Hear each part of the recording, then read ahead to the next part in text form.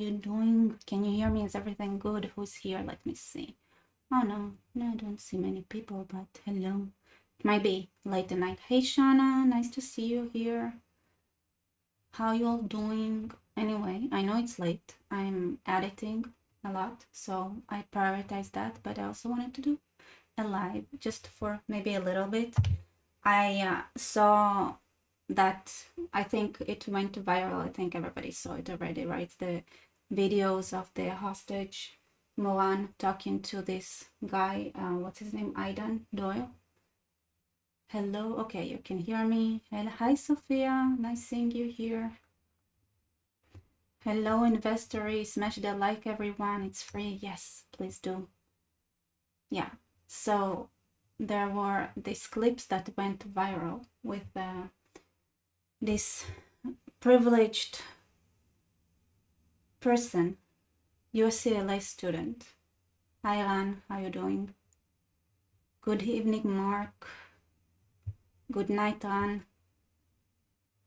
Okay, so I thought I'll do something else, which is actually watch parts of the debate, and I marked myself some points, at least in the first one.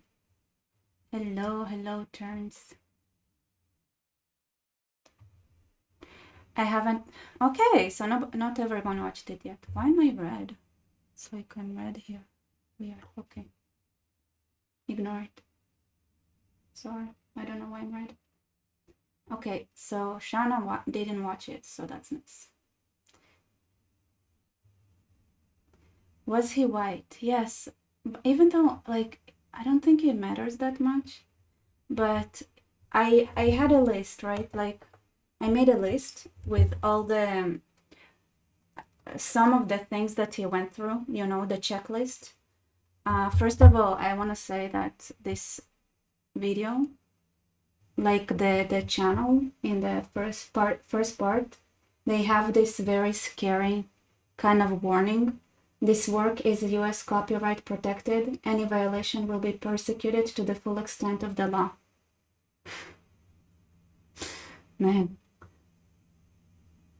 that's the unauthorized reproduction or distribution of this copyright work is illegal. Criminal copyright. Oh, they even added that here. Come, NA, like FBI anti-piracy warning. It's like, yeah, it's from like somebody said it is from 5 months ago. Anyway, I think commentary is legal, and I'm just gonna skip to some parts that I wanted to share with you guys. So all right, part 1. So after some 5 minutes, this dude, Mr. Aidan, I cannot believe like somebody like him, how he's a total, okay, I'm sorry, I'm gonna start with saying he has to be a total psychopath. He is an encampment leader. He leads an encampment, and he's nobody, like, who do you think you are? And I saw this, I saw that he posted on his X, on the, you know, as commented that they brought a hostage to a debate. Clearly this dude thinks it's a game. Like, he thinks there are no real life. Ugh. Is this encampment scene on? I'm like, after that. Hello everybody. I watched quite a long excerpt, longer than most of the clip in circulation, but still not the full video. We're not gonna watch the full video. It's like 3 hours. There is part 1, part 2. Just want to skip to some parts. Like, this dude leads one. And who is he? Who is he? Like, let's go to minute 5, where he talks about what gives him the divine right to ruin the college experience of many people. Oh, wait, before I start, I want to share this thank you inventory. The best way to support Rebecca is by super chat, super stickers, or signing up to her Patreon or my buy me coffee. That's good too. So thank you so much, Investoring, for reminding everybody. Shauna, these people are sociopath, so much narcissism. Yeah. Itabar, I think, is a good example of a product of an echo chamber. No, it's just evil. Man is evil. Anyway, let's hear about the moment, like those moments that he had received the divine authority to ruin people's lives on campus. Domestic and foreign politics. And in about August of last year, before October 7th. Yeah. Sure, well, so, yeah.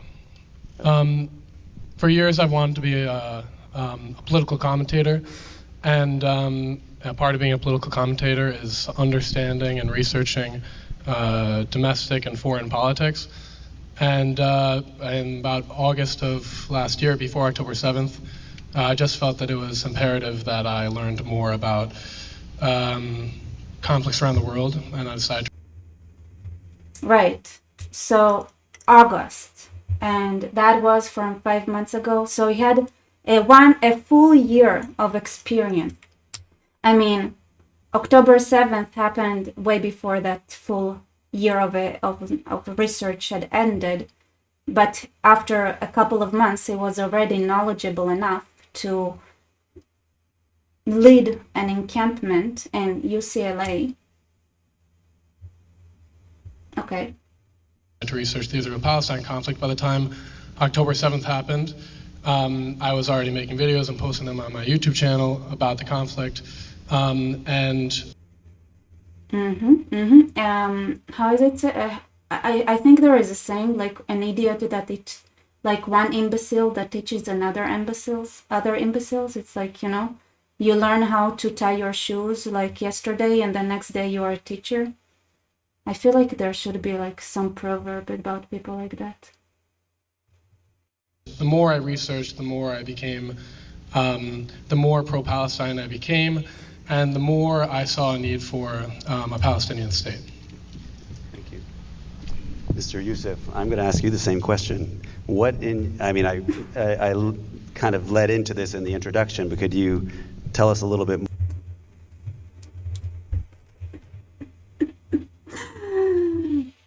You guys.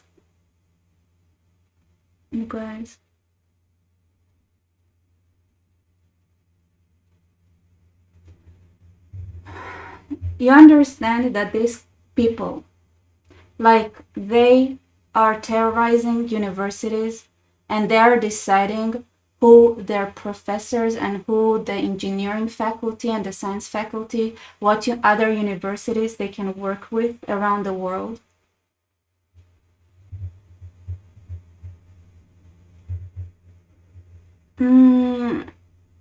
Oh my God.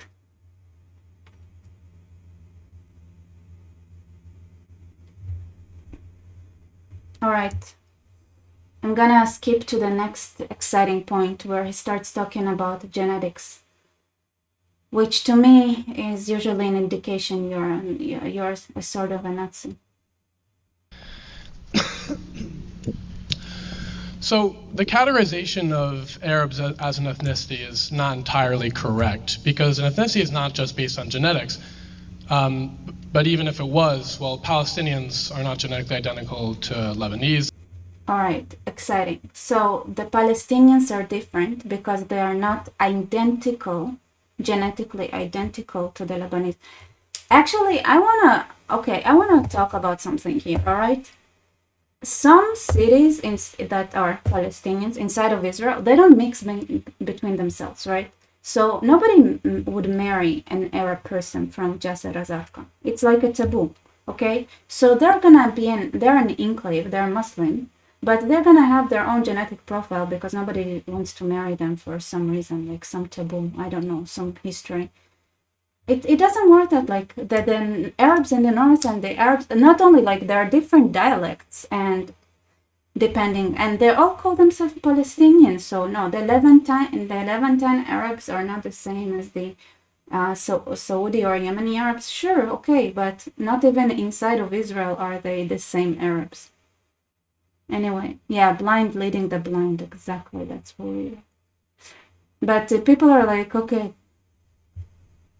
I don't want to, like, who are those Palestinians that are checking their DNA out? They don't even have the same DNA between them. They're not genetically identical to Saudi Arabians. They're certainly not genetically identical to Arabs in Oman or Yemen. There is actually distinct genetic differences between all these people. Yeah, there has to be. They're all married. It's all one family, and they all marry cousins. But even if there wasn't, it's important to understand that a nation, upon its conception, is not based on ethnic boundaries. Instead, a nation is created, whether it be through administrative lines, the allegiance to the same leader, whatever. Which the Palestinians obviously have an allegiance to the same leader. Just name one. Name the leader that they have allegiance for. Ethnic base is then realized on top of that. So whether Palestinians are identical to Saudi Arabians or Jordanians, it's not really relevant. What's relevant is that a Palestinian national identity, of which nobody can deny, has formed. It started forming in the early 1900s, and it has been prevalent ever since. Right. Whatever. And it is more powerful now maybe than it has ever been. But then to say that because a Palestinian national identity formed only in the early 1900s and that people didn't call themselves Palestinian before then, again, is irrelevant, because we don't say that Germans aren't German because people called themselves Prussian before 1871. Likewise, we don't say that Israelis aren't Israeli because Ashkenazi Jews in the Middle Ages didn't call themselves Ashkenazi Jews in the Middle Ages. Of course, he had to say Ashkenazi Jews in the Middle Ages. He had to bring up Ashkenazi Jews in the Middle Ages. The Ashkenazi Jews in the Middle Ages did not call themselves Israelis.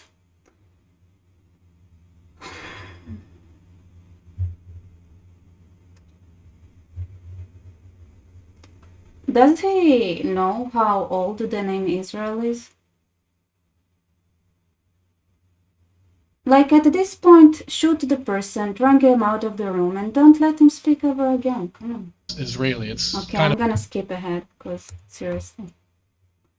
Ashkenazi Jews. Of course, he had to say Ashkenazi Jews in the Middle Ages, which were a significant minority, by the way. So Ashkenazi Jews in the Middle Ages were like 7% of the Jewish population worldwide. Kind of an irrelevant distinction, especially. So, if you want to talk about Jews in the Middle Ages, yeah, sorry about my breathing. Oh yes, I was running around before. If they care about the Jews in the Middle Ages, then talk about the majority of them that weren't Ashkenazi. Jews in the Middle Ages were vastly not Ashkenazi. Especially considering that a national identity, especially in terms of the nation state, only began, as an ideology, only began, 200 years ago? So to say that because...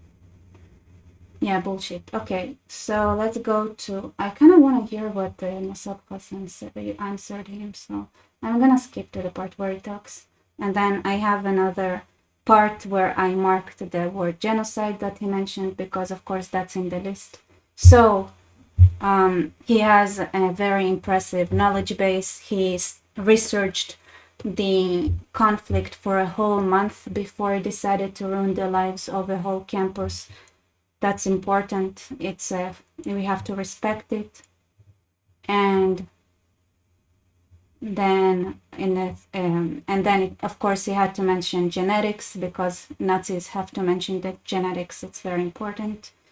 And then, of course, okay, so the next part is genocide. So, but before that, I kind of want to hear what Mossad is saying here. So, Hamas strategy is to sacrifice civilians. This is how they got the world's sympathy. Okay. let's go skip to the part where genocide is mentioned. Because you have to mention genocide, obviously. The negligence of dropping leaflets, which is actually the bare minimum according to international law, but also because if it's the bare minimum, why nobody does it? it is asymmetrical civilian targeted warfare, which has been Israel's strategy since 2006, which constitutes a genocide. But it's not only the killing of innocent civilians directly by with their 2,000-pound bombs in Confrontation route, all of which Israel has bombed not only a few times but repeatedly throughout the conflict. That is not only it is asymmetrical civilian targeted warfare, which has been Israel's strategy since 2006, which constitutes a genocide. But it's not only So, asymmetrical civilian warfare constitutes a genocide. So fighting the Taliban is a genocide because they surrounded themselves with civilians. Okay, fine. Oh my God. Now the next buzzword is ethnic cleansing, of course.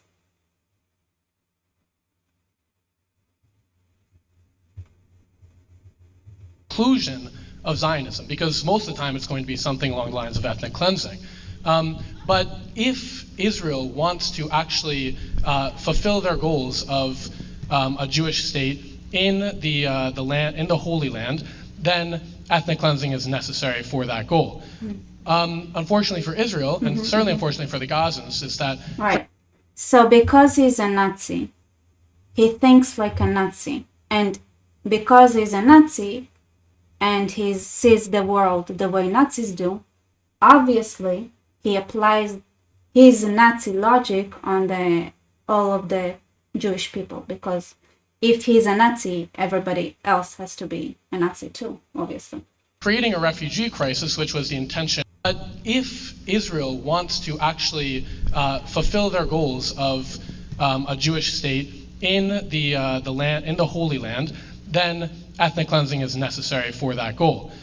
Unfortunately for Israel, and certainly unfortunately for the Gazans, is that creating a refugee crisis, which was the intention of Zionists like Jabotinsky and Theodore Herzl, and of course David Ben-Gurion, and many of the early prime ministers, and certainly Benjamin Netanyahu right now, creating a refugee crisis is impossible because of the refusal of the Arab states around them to actually take in refugees. I don't get it. Is it like a positive point? Is he praising them for not taking refugees? Is that it? Do you understand that this person, this is an encampment leader, that person? How dare he? He studied for a month and then decided to be the leader of an encampment in UCLA. And then he gets up on stage and talks like, listen to yourself, you effing. The result is that the only way to perform ethnic cleansing is through deliberate murder of civilians, which is what Israel is doing right now. And the evidence for that, I've already outlined, that they target buildings where there are no Hamas military centers, but also they target buildings, whether they're Hamas militants and there are not, that the targeting of which is illegal under international law. It is the targeting of a population center, regardless of whether it's a military target, without regard to proportionality. Look at his face. Okay, I want to see how he reacts, because his face looks priceless. How can you explain the 2 million Arabs who live in Israel? And if there was ethnic cleansing, where did they come from? Well, you got your report for that. Sure. And do you think that the ethnic cleansing started on October 7? You know, what was prior to that? Israel allowed the Gazans to come work into Israel, gave them job opportunity in the tens of thousands, and gave them all the rights of any manpower in the country. And that includes the West Bank. We have 2 million Gazans, but also we have 3.5 million West Bankers. And do you think Israel needed October 7 to happen so they can start the process of ethnic cleansing through bombing the Mossab, sweetheart. I don't know why you're so nice. This dude doesn't make sense. Alright. I think the questions you should be asking, like, how dare you? Go back to your basement. And thank you. Hold on. Okay. No, there's 400,000 in the West. So, alright, so this is something I'm excited about because I actually noticed that they mentioned the Samaritans. So I want to see what he's saying about the Samaritans. Which is like, oh my god, he did so much research in this month that he even knows that there is a group that is called Samaritans. So I want to, this very special moment, I want to share it with you. Bang. Hold on. No. Aiden. No, no interruption. Let him finish. You'll have your chance. You're gonna have plenty of chances. No, he's talking about the Samaritans. The settlers. Yes, those are in Shechem. Well, those are under the protection and the authority of the Israeli defense forces. Okay. Yeah, they almost went extinct until Israel took responsibility. They have their own community. They are on the top of a mountain. They don't go into the Palestinian territories. I'm talking about any Jewish person in Ramallah, in Hebron, in Jenin. If any Jewish person go into these areas, they would be killed mercilessly. And also I'm talking about the Arab countries. I'm talking about where are the Jews in Jordan? Where are the synagogues? The Jewish people left the synagogues erected when they evacuated Gaza. You know what the Gazans did to the synagogues? They The synagogues in Gaza are older than Islam. demolished them. Somebody is asking, what am I doing with my hair? I don't know. I looked weird in the camera, so I started playing with it. Sorry. Okay, so that wasn't too exciting. So he knew there is something called Samaritans, but he knew nothing about them. So why do you go to a debate when you need the other side to explain who are the Samaritans, what happened to the synagogues that the Jews left in Gaza that were older than Islam itself? Like, I mean, I think they're from the 7th century, 6th century. Anyway, what's the point? Okay, so I'm gonna skip to the part where of course he brings up DNA. I don't know why, but he does. Okay, so what we got thus far? 1 month of research talking about genetics, screaming genocide, explaining that logically we have to commit ethnic cleansing if we want to have a Jewish country, because he's a Nazi, so he applies Nazi reasoning, and if you apply Nazi reasoning, then you have to reach the conclusion that ethnic cleansing is required for the Jewish state to exist. And then he wanted to talk about the Samaritans, but he didn't know anything about them, so Mossab had to explain who they are. All right, let's see what he says about DNA. I'm just skipping for, like, buzzwords. Who violate the Israeli laws, and therefore they are not treated like decent citizens. Basically, they are criminals or terrorists. Well, there's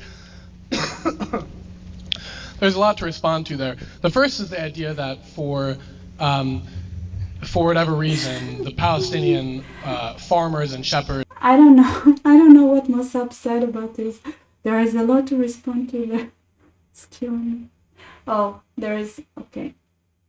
And the Palestinian farmers and shepherds early on in the 1900s are somehow settlers, or that they're descended from settlers, which is absurd because, well, if it was whatever Arab dynasties in the 600s that colonized Palestine, and therefore the Palestinians are descended from Arabs that colonized land, Well, it's absurd because that doesn't allow you to take away their human rights, but it's also absurd because 80% of Palestinian DNA is actually Levantine. So it makes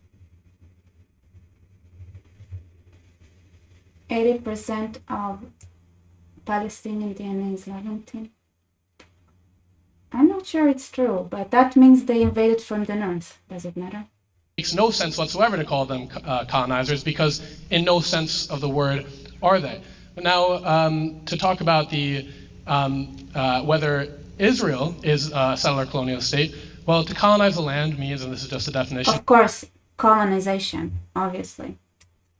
Super important. So we have genetics, of course, DNA, the colonization.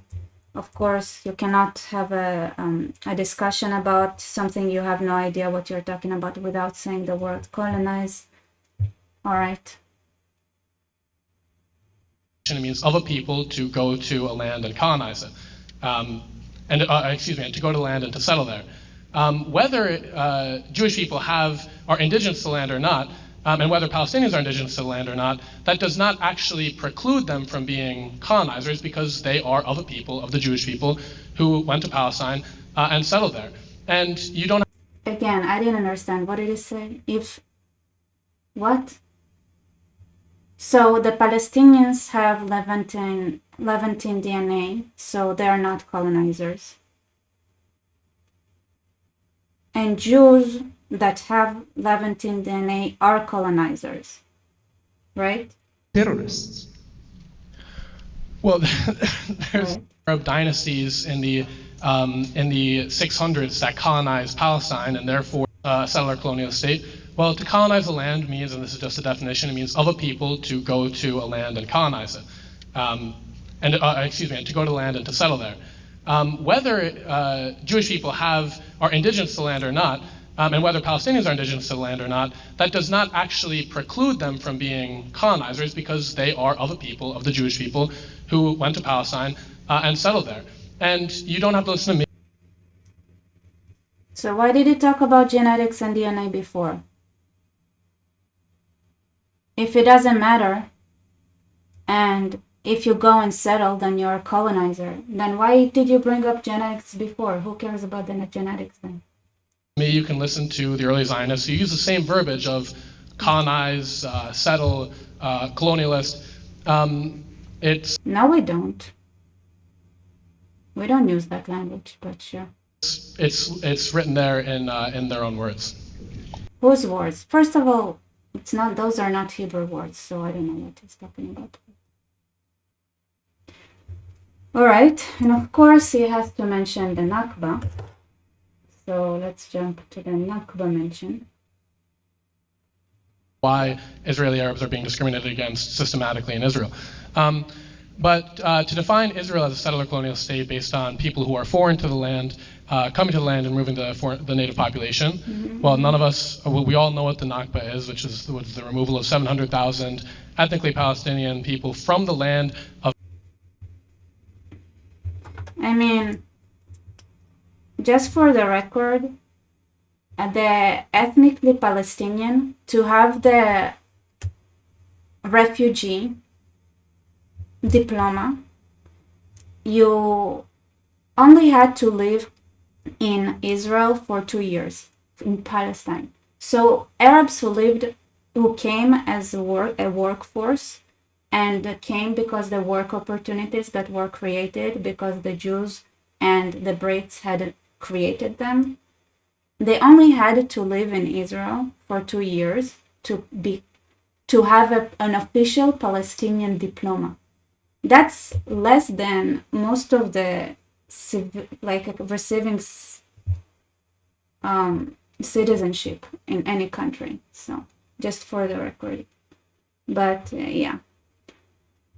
Ethnically Palestinian. I mean, we don't know because it takes so little to be ethnically Palestinian. But of Palestine. He didn't even know who Samaritans are, so it doesn't matter. And forcing them out into either Lebanon or Jordan or the West Bank, which became Jordan, or Gaza, which became Egypt. So that absolutely did happen. And if you're talking about foreign to the land, No, I didn't just say foreign land. I said mother country sponsor. Oh yeah. So Yes. well, if you look up the definition of to colonize, which any of you can do right now, it's of a people to go to a land and settle it. It doesn't. You don't actually need a mother country to colonize. You only need a mother country to become a colony, and nobody calls Israel a colony. So in that sense, just definitionally, it was a colonial. It was and still is a colonialist entity. But in terms of being foreign to the land, it doesn't really matter how far back you can trace your ancestry to the land. I'm not indigenous to Africa, even though all people came to Africa. It's kind of a ridiculous statement. Have you ever been to Israel? No.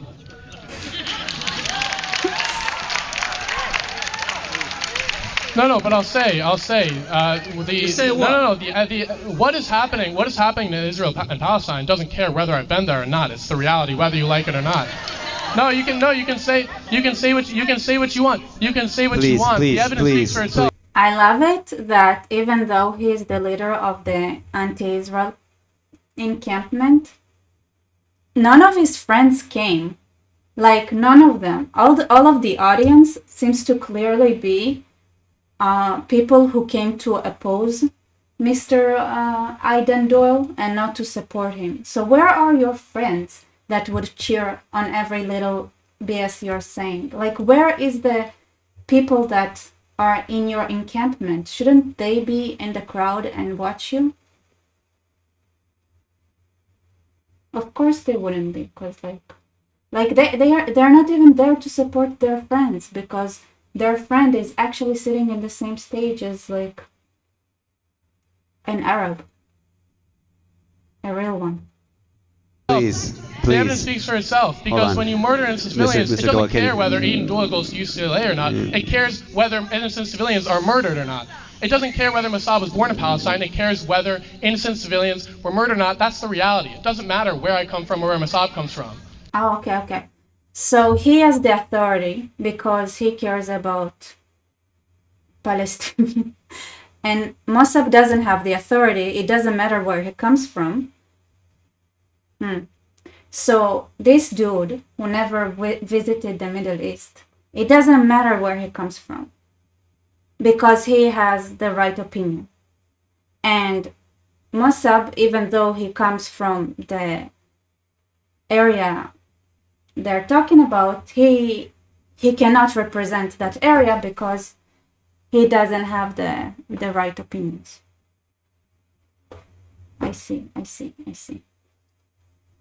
Seriously, like, can you believe being in the crowd there, like, watching this idiot thinking about how he is the leader of an encampment that terrorizes and attacks people that disagree with them? Like, he is the leader of a terrorist group. That's what he is. He sounds like a terrorist. He talks like a terrorist. He has the coherency of a terrorist. He is a terrorist. And his terrorist followers are not even there to support him.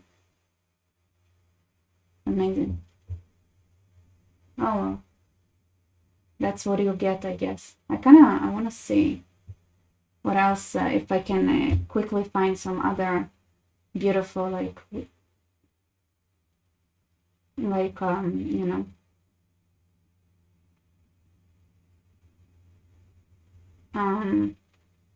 I'm sure there has to be a point where he called Mossad Hassan Yusuf a traitor or something like that. So I need to find that moment. Wait, I feel like that's something. No, I think you're just making up stuff. Or the making of the Israeli nation. And I think making of the Israeli nation. Do you know that book, or are you just uneducated? Look, what's the answer? Listen. Do you know that book, or you are just uneducated? My God.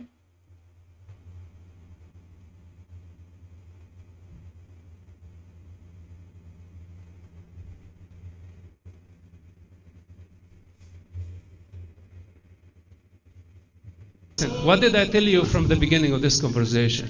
I don't need to read books to know my land. You don't need to read books, but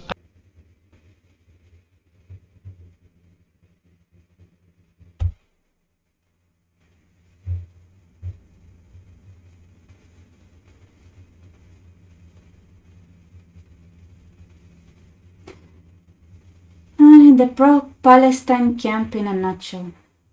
I I don't do. need. I write the books. I write them.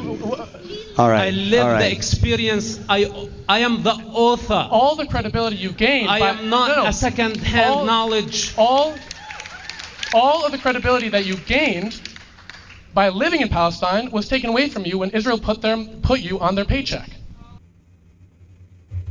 Yes, see, this is 9. Paycheck. Yes, thank you. And I got a bingo, you guys. That's it, we have a bingo. We got no one month of research. Enough to have to lead an encampment. Talking about genetics, but genetics are also not important depending who you're talking about. It doesn't matter if the Jews have Middle Eastern genetics, but it matters that the Palestinians have it. So that proves whatever. Don't ask me. We had the keyword of ethnic cleansing and genocide and Nakba. And now we have a bingo. Of course, talked about DNA, and he knew nothing about the Samaritan. Like bring up a subject you know nothing about and get a lesson live. Check. Seriously, I don't know that I think it hit all my bingo. You guys have other things that were looking for? Is there something that's in your bingo card that I didn't find yet? Lily, if you have a drink, then drink. Yes. Okay. All right. We're gonna. Okay. Because Do if you you're- have evidence that I have a paycheck from Israel? You worked for Israel for 6 years. It's not. Do It's, you it's have in your biography. What's your evidence? Oh, so you weren't paid to work for Israel. You just did it willingly. Well, Exactly. Okay. First of all, if you want to take personal aim, I can take you on a rabbit hole that you will never get out of it. Sure. Go ahead. Go ahead. I have been patient and respecting you. You know why?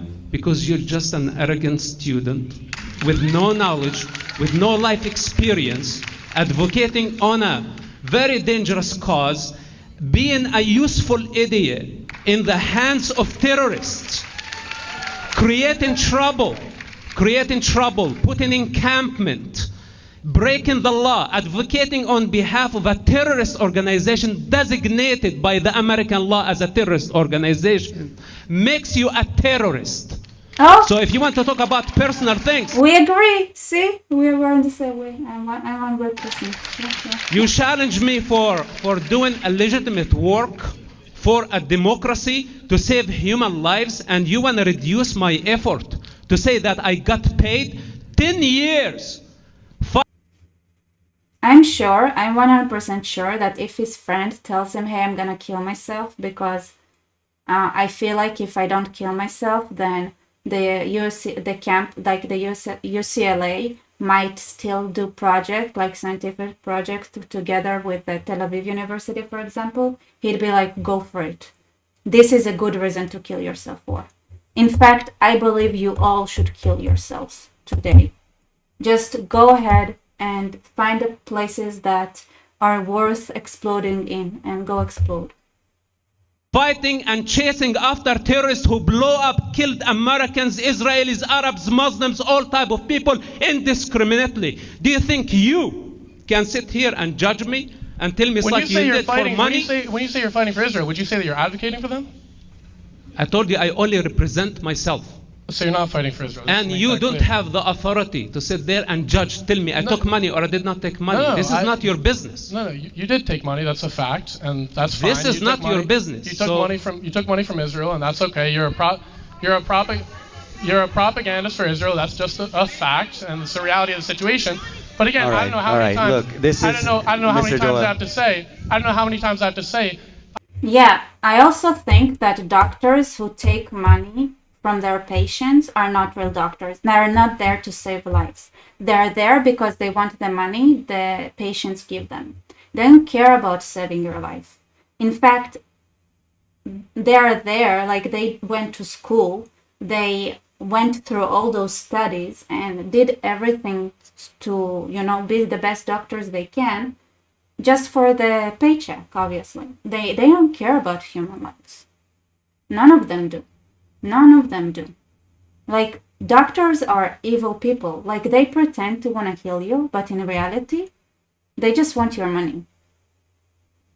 But to be honest, like, I feel like it's not that far from reality when it comes to some doctors in the United States. But still. This dude risked his life. Like, what paycheck is worth risking your life?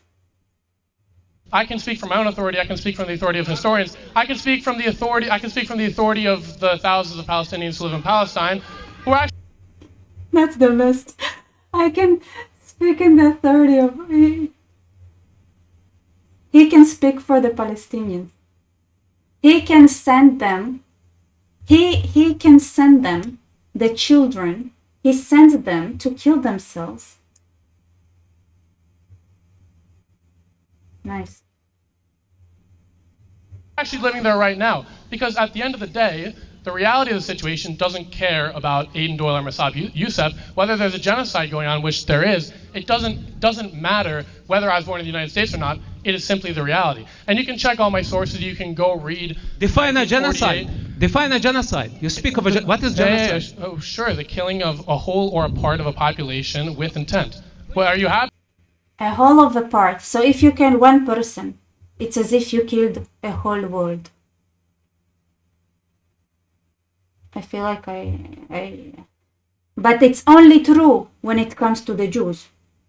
So only if a Jews kill one person, it's as if they kill the whole world, because God told the Jews, this is what the Quran says, because the Quran talks about something that is written in the Talmud, and it says like if you kill a man, it's as if you kill the whole world. But this is something that God told to the Jews, not to Muslims and not to the rest of humankind. So if a Jew kills one person, they are committing a genocide. Other people, it's their duty. Yeah, because the Quran, if you continue the passage, says you have to kill people who spread corruption, unless you're a Jew. Because Jews, if they kill a person, it's as if they killed a whole world. Therefore, it's a genocide.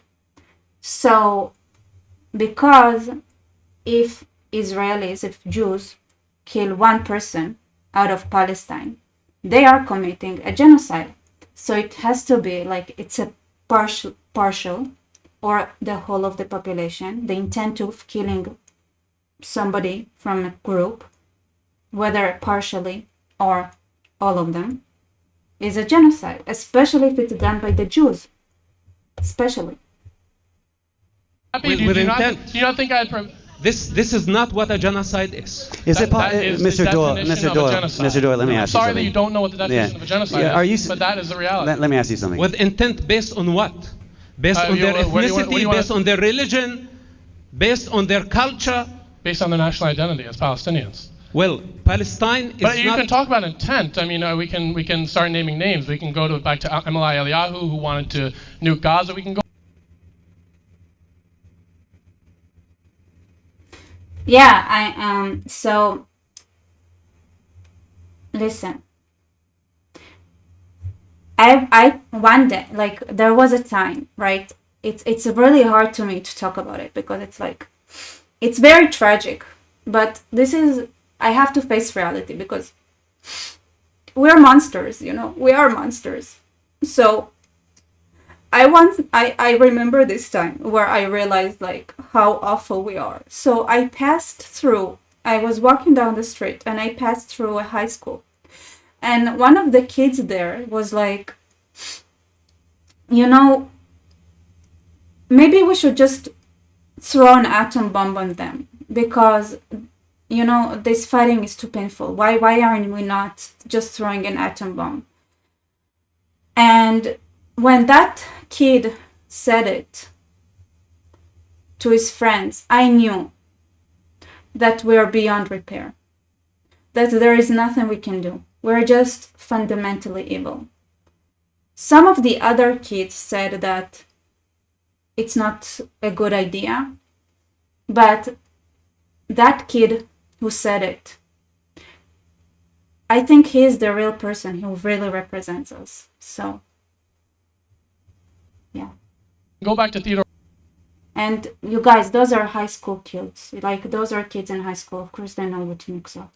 Herzl, who wanted to remove all of the Gazans from, all the Palestinians from Palestine. We could go back to the Mowing the Lawn initiative, which is high-frequency, civilian-targeted, asymmetrical warfare that targets civilian infrastructure. Right. I feel like it describes Hamas here, though. Okay, this dude is so stupid. Okay, let's see. You guys, is there any bingo word that he didn't mention? That I didn't mention? Oh, starvation. Good one. Another one. You guys, starving. We're starving. Yes. I didn't even have it in my bingo card to begin with, but might as well add it.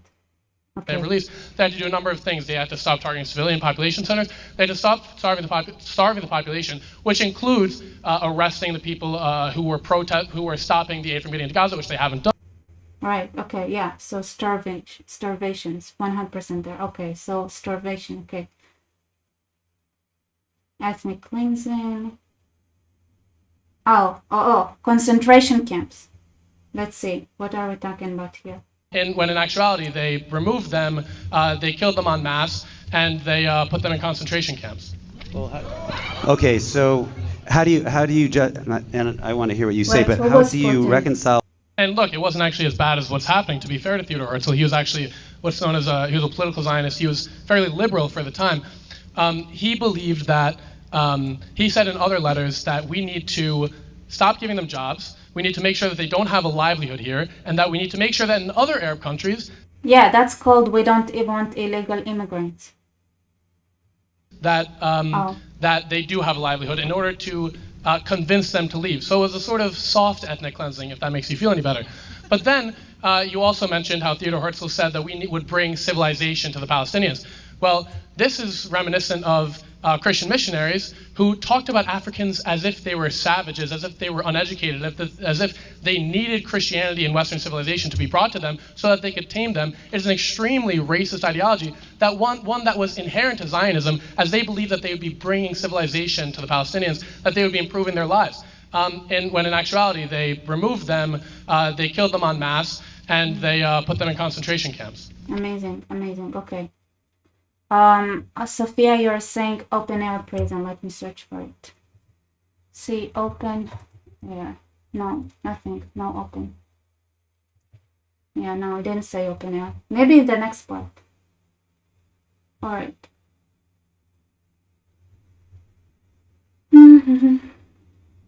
Is there any other smart? So sad. He missed something in the bingo card.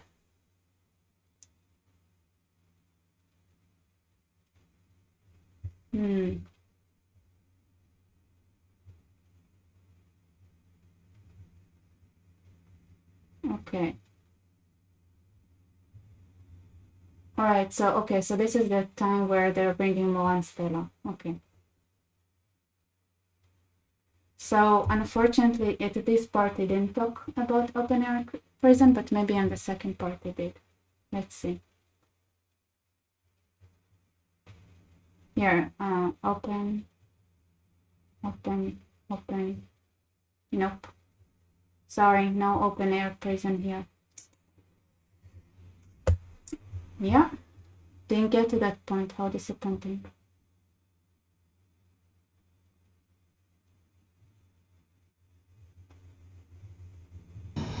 I don't know, the vast majority here seems to be us against one agenda, and I wanted to be... Yeah, she noticed that too. No one of his friends came to cheer on him while he gets roasted. I just would ask you the simple question. You guys, real friends are with you, even if you get, especially if you get injured and roasted and cooked the way this dude was. Question of what do you want the world to know? What do you want Mr. Galil to know about what happened to you and what maybe things that people are not aware of. So first of all, I want to ask you, please do not clap your hands and do not react to anything I'll say now. I really ask that.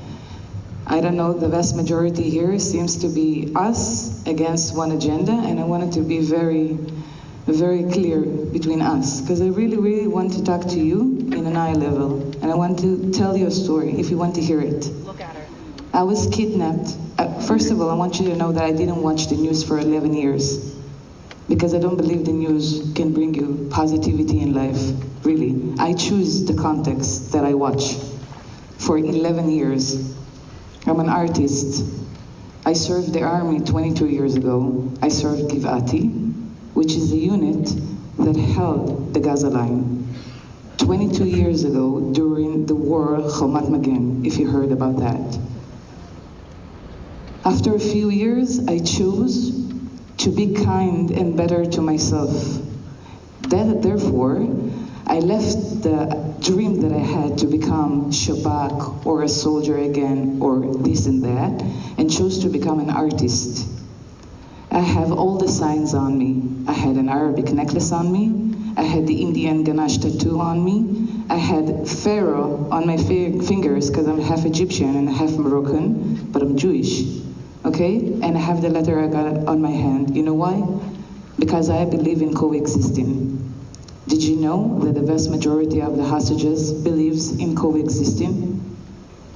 So I'm an artist, and on October 7th, I went to fulfill my dream. I went to make my dream come true. I've worked on that dream many, many years, but I didn't went through with it.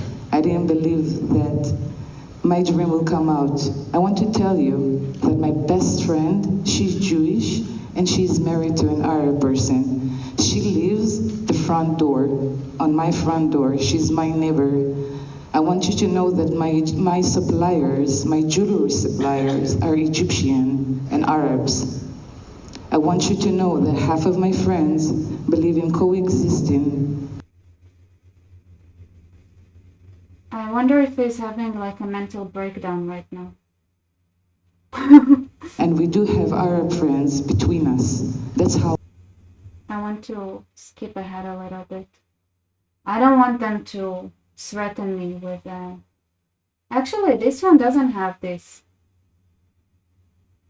This one doesn't have a copyright threat. This one, they're like, okay, go ahead. I'm just curious. How I lived my entire life. I live in Beersheba, which is a coexisting city. All right.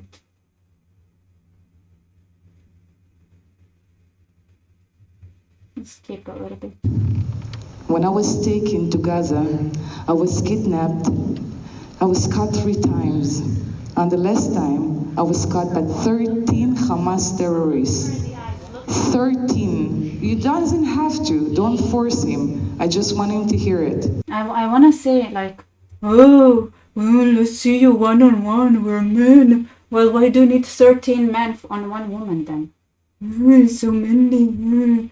Let's see you. Let's go to the street and see you one-on-one. You suck on one-on-one. Sorry. He's a person. He is entitled to have his own agenda and opinions. We do not have to have the same opinions. I just want you to know the facts that you talked about, really. Right before the debate started, I wanted to ask you where you're from. Are you from here, from the US? Okay, I visited the US. I have the facts because I've been here. Have you visited Israel before? No. Have you visited Gaza before? Probably not. When he asked you what is a Palestinian and you couldn't answer it, then I'm asking you what is a Gaza civilian? Can you answer me? I will answer to you. When you're advocating for that, and I'm telling you, you're advocating for women not have rights, for women to not have rights, because women do not have rights in the Arab society. You're advocating for people, you know, you're talking about genocide. Well, By the way, it's true to the point where like I feel like it's not enough for Arabs to want to live peacefully with us.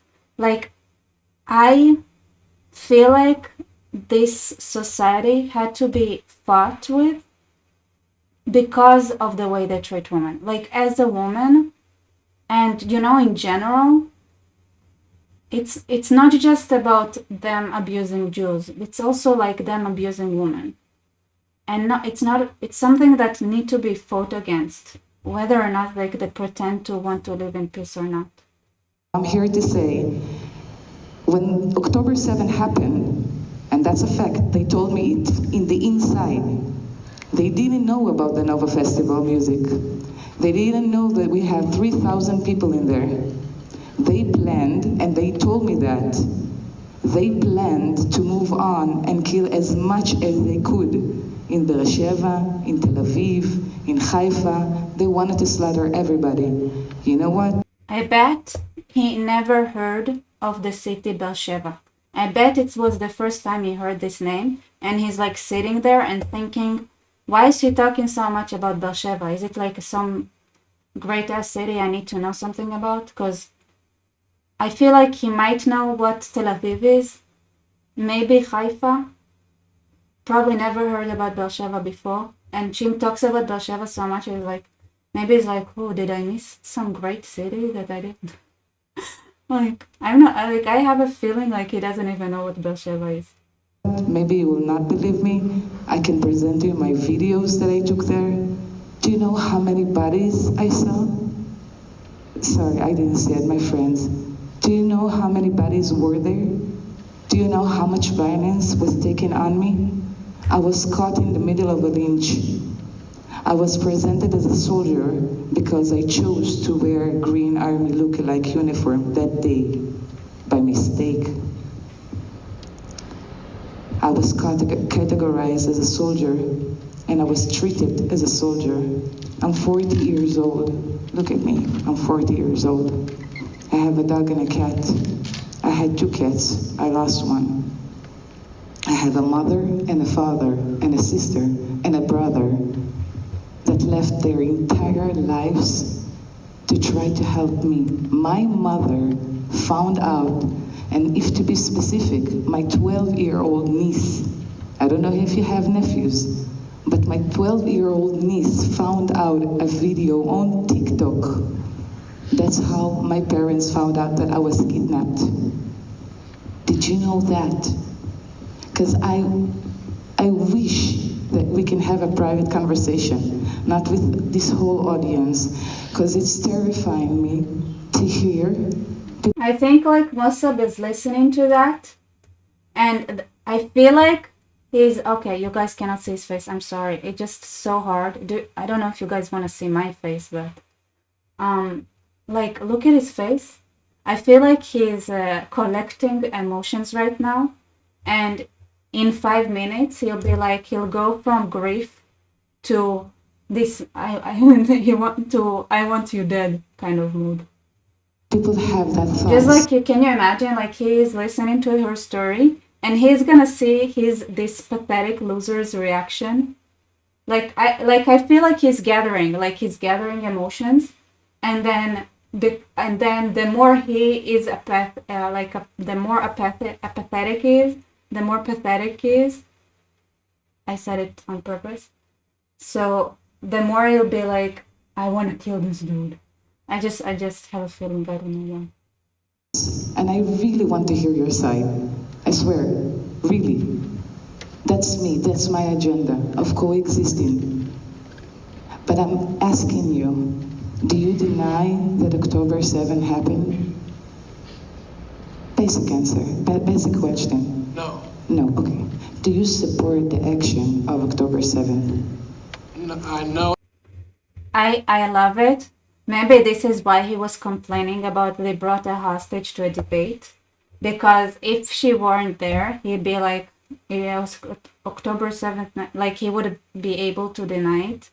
But I guess he had like some decency, especially if the crowd, like none of his friends came over. I bet he's thinking like, okay, if I say no, the crowd is gonna lynch me, because if it was him and his friends in the crowd, then and somebody would say something about the Nakba didn't happen, they're all gonna get up on stage and lynch the person without thinking twice. He didn't deny it, but I'm sure that like he would have, like if he had been in a different setting, he would have denied it. Like he would have denied October 7th.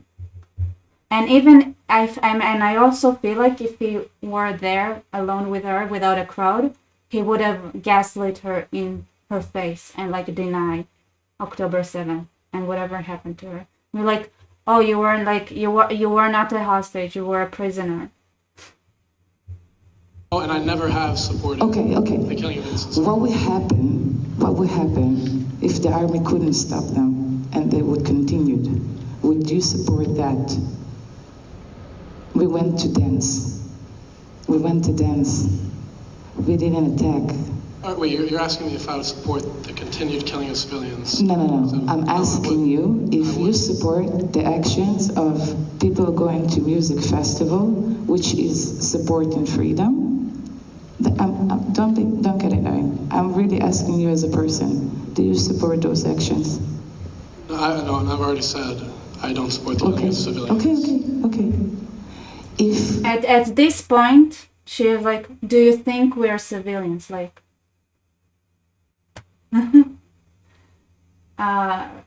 because I know though, it's like, I don't, like he says, I don't think, like, he didn't say what they did was awful. He said, I don't believe in the killing of civilians. I don't think that means that he chose these words because he doesn't look at those who were killed as civilians. you don't support those actions and October 7th didn't happen, would we sit here talking right now? Well, yeah, actually, we probably would be. Yeah, you think so? Did you ever saw our people attacking that amount of people from the start, from our side? I'm asking simple question. I don't understand in politics. Yes. Yes? Have you seen it firsthand? You mean, okay, you keep on going. Do you mean, was I in Gaza when they were attacking during Operation? When I was entering Gaza, and I told you before, I have Arab suppliers, I have Arab neighbors and Arab friends. When I was entering Gaza, and there is a video of that, I saw 100% of civilians celebrating me being taken. I didn't know about the other hostages. I thought it was only me. I didn't know about that. All I saw is 100% of civilians lynching me, beating me up. I was with a broken leg. I had bruises all over my body. Do you know that I've never cursed them? I've never argued with them, and I've never treated them like garbage. I respected them, even when they abused me. Because I believe that if I want to be respected, I have to respect everybody else. So I'm asking. I think he looks like a 5-year-old who did something and then they wait for their parents to stop with the lecture. You know? Like a 5-year-old who did something he wasn't supposed to do, and then his parents like lecture him about why it's the wrong thing to do, but at the same time, like, they don't really care because they're 5-year-olds, they're stupid. Like, this is the face they're making, where it's like a shame and like feeling not like uncomfortable, but not because like they talk. It's not like it's not on an eye level. It's not like it's like a 5-year-old who is getting lectured and it doesn't understand anything, and why this lecture is even important. Asking you one thing and one thing only, because I see you're not comfortable. I'm asking you to check facts on both sides. It makes life better, and I had the privilege to be on both sides. And I told you, I started from a place Like, look, that face is like, when is she gonna stop talking? She's been talking for way more than a minute, and this is a debate. We're supposed to have a timer on. Why is nobody stopping her boring blabbering? Like, look at its face. It's awful. I didn't watch the news for 11 years just because of that. Talk to people. Private conversation. That's the real facts. That's for me. Don't clip. All right. Thank you, Moran.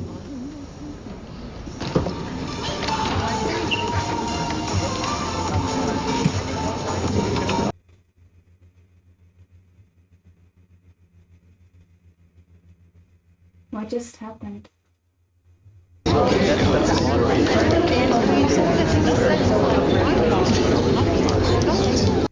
Like, did the event end? Encampment. There are people who wear Stars of David in the encampment. There are people who have shirts that say Jews against genocide. It's not, especially like the fact that Jewish people are discriminated against in Gaza and in the West Bank. It's just wrong. I need the Sinwar here at point blank.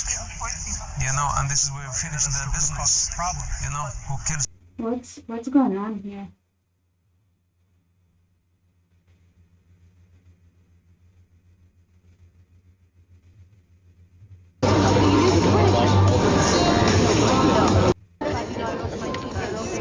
It's just random talk? Okay.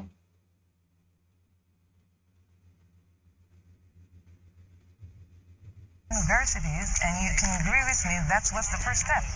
That was the first step. That's violence, my friend. Even if it doesn't use violence.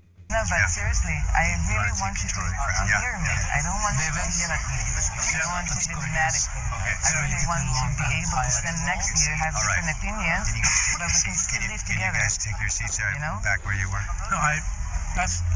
Continue talking. Have a seat. Part of the mission of what we want to see accomplished is Jewish people and Palestinians living together. Yeah, but it doesn't show. It's not showing. When you're blocking Jewish students for going into universities and you can... Like, he believes that if he has trophy Jews in his encampment, then he has done everything that he needs to do. Like, he doesn't need to listen to Israelis. He doesn't need to listen to the other side. He doesn't need... And it's funny because it comes from a person who said it doesn't matter. It doesn't matter, like, where you're coming from. He said, like, that the fact that Mossab is from, that Mossab is the son of Hamas, and the fact that he's an American doesn't matter. But it does matter that he has trophy Jews in his encampment. Like, and he dares to call say Mossab doesn't count because it's like goes against the narrative. But the Jews who goes against Judaism, no, that proves him right. I like. This is why I think debates are so stupid. If people cannot do basic logic, like basic logic assignments, apply the same logic on different facts, okay? You are using the fact that you have trophy Jews in your encampment to justify your idiotic, awful, violent behavior, but he doesn't understand that he's doing. But when you have somebody who is talking and he has been in the Hamas, then his opinion doesn't count because it goes against the narrative. Like, this is why I think debates are stupid. Somebody has to get up, say, hey, you made an unforgivable logical fallacy. Your logic is different depending on the whether it fits your narrative or not. That's it. Like, have somebody like follow the logic and so, like, if it's a sport, this is supposed to be a sport, right? Like, they do it for sport. Then you cannot not live by the laws of logic. This is something that you cannot do. Like, something Like at that point, you're like, that's it. You get a strike. You are not consistent. You apply different logical decisions when they are the same, but depending on the narrative. Then that's it. This is where you're like, okay, you are not fit for debate. You're not fit. If this is a sport, treat it like a sport, right? Like if that's supposed to be something like he's mad because he came thinking it's a sport. Well, this is why debates are so stupid. No, don't allow that. If it's a sport, then you have to make sure it's a real sport. It's so annoying. I wanna go ahead to the Jordanian woman that talked. And that spoke up. Let's see it. Before you start advocating on their behalf.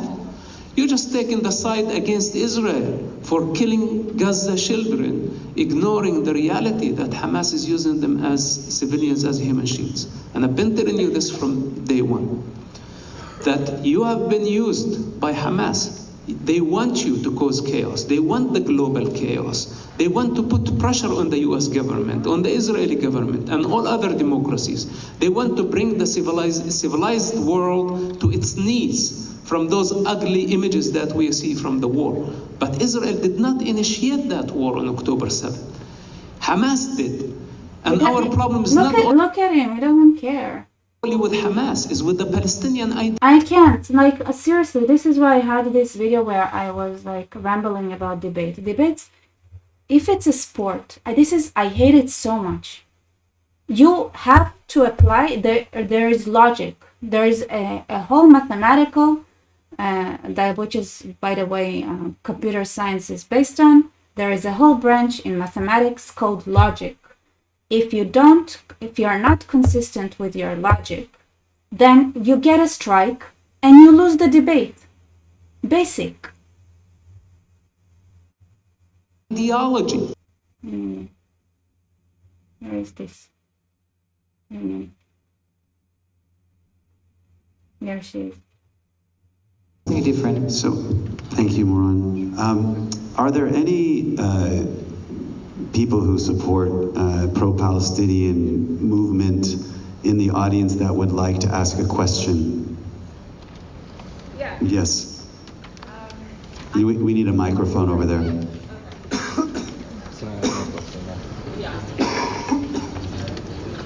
You want to? Yeah.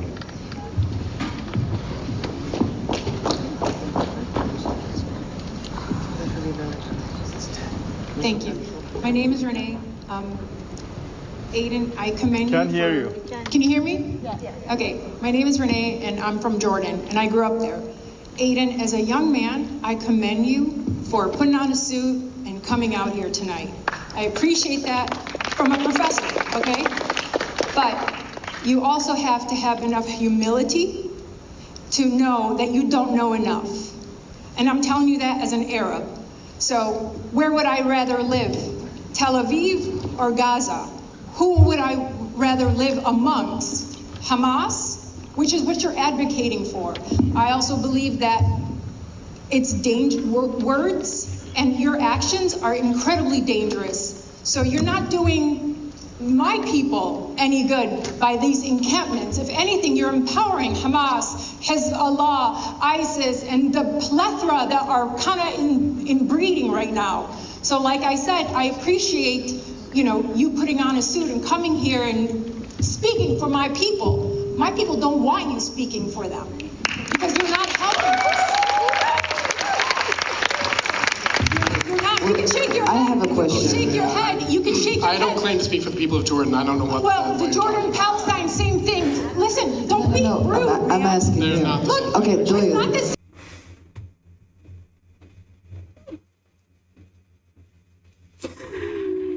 Oh my god.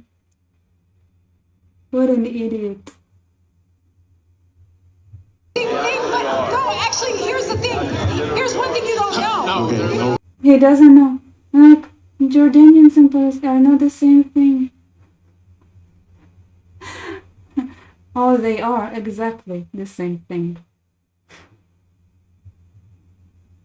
Hold on. Let her speak. Before the British mandate, I could have been a Palestinian instead of a Jordanian or Egyptian. It's the same people. So don't act like you know my people better than myself or Yusuf. So that's the arrogance that I have with the encampment. This is the arrogance and the problem that I have with the encampment. I came here tonight with a fucking taser because you think you're protesting peacefully? I'm going to be okay showing up here by myself because white, entitled, spoiled Americans want to get attention? That's what you're standing up for. You're making it worse for Arabs here and back home. So, I have a question here. Can I ask a question not regarding politicians? Yeah. Any other pro-Palestinian students or adults? Can I ask a small question? Yes. A small question, like a really friendly question.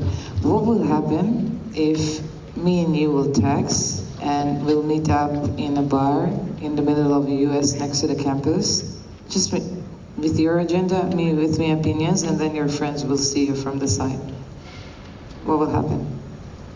You mean my friends from the encampment? Your friends that support the same agenda that you support. And I'm wearing my Star of David and all my Judaism. They can't stand Jews to the point where they couldn't even come to the debate to support this idiot. What will happen if they'll see you in a casual conversation with me? I think they'd probably be fine with it.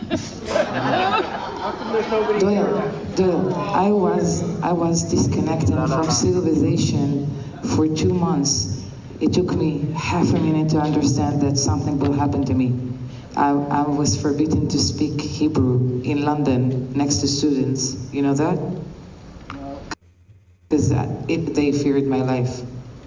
I'm not allowed to put Star of David in many cities. Did you know that? That's wrong. That shouldn't happen. But it happens because students support it. I'm not afraid of all... I don't support you. Well, you're talking to me. Okay, so Doyle, let's meet up tomorrow in your campus. Yeah. Next to the... He said, I don't support you. Right? He didn't say I don't support it. It said, I don't support you. I think he had a slip there. Aiden, you want to meet with her? Yeah, sure. All right, great. That's progress.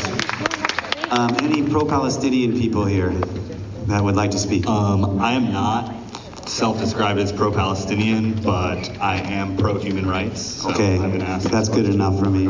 No, yeah, I'm done with you. Okay, guys, I have one thing that I wanted to show you yesterday, and I didn't. Я, пользуясь случаем, хочу I поздравить его thought с maybe I'll избранием. show you now, so I can, because it bugged me. I wanna share. I wanted to share what Putin said about Trump. Anyway, it's incredible to me. Like, Danny, thank you so much for your support. Israel shouldn't listen to people who can't relate. We don't listen to them, but it's a big, like, those terrorists hurt Israeli businesses. They hurt Israeli universities. They hurt Israel's ability to conduct research with universities around the world. So you can ignore them, but the truth is that there are consequences to their actions, whether you ignore them or not. It's like we can ignore, like we ignored the crazy Gazans and they're like, okay, but that exploded. Just if you ignore something, it doesn't mean it goes away. Yeah, so this is what is Putin saying about Trump. I thought it's interesting to share with you guys. Я, пользуясь случаем, хочу поздравить его с избранием на пост президента Соединенных Штатов Америки. Я уже говорил, что мы будем работать с любым главой государства, которому окажет доверие американский народ. Так будет действительно и на практике. Вы знаете, можно тоже как угодно к нему относиться, ведь все изначально в первой его итерации президентской говорили, что он бизнесмен в основном, и он мало чего в этом понимает в политике, он ошибок может наделать. Ну, во-первых, я вам могу сказать, его поведение в момент покушения на его жизнь, я не знаю, но на меня произвело это впечатление. Он мужественный человек оказался. И дело не только в поднятой руке и в призыве бороться за их общие идеалы. Дело не только в этом. Хотя это, конечно, знаете, на драйве, на таком, все как бы... человек проявляет себя в условиях, в экстраординарных условиях. Вот здесь человек проявляет себя, и он себя проявил, на мой взгляд, очень правильным образом, мужественно, как мужчина. Уровень доверия. Cool. By the way, the subtitles were super weird. Like they were delayed. I also have the Chinese, what she said. Yeah. So something about, there is a really big difference between the cultural difference between the Russians and Americans. And because Trump is honest and he communicates in a way that the American media doesn't really like. But this is way more palatable to a Russian audience, for example, because they can they can find it, like they can understand.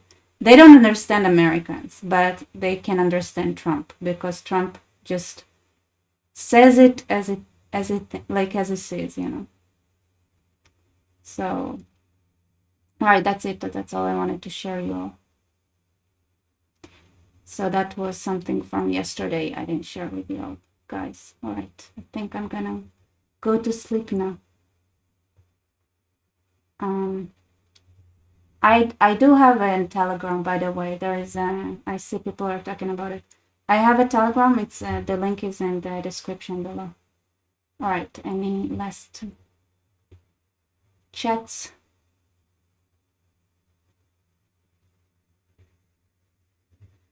Jazz, I guess they'll hate on Albert Einstein and his work on science.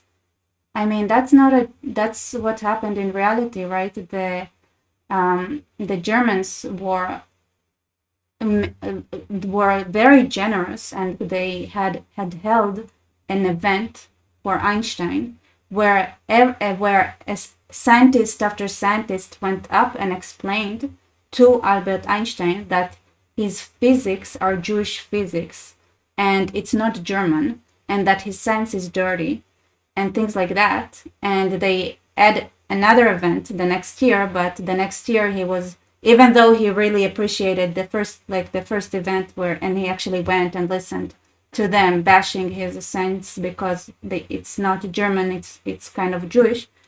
The next year he was like, listen, I really enjoyed the event last year, and he was like, thank you for the organization and the effort and everything, but the year after that it was too dangerous for him to go because it was a real life threat, so he couldn't go there. So yeah, that's something that they actually did. It's not like made up. And also I have a video about Einstein, so check out my video on Einstein. I talk about it there. So thank you all for being here, and good night, everybody.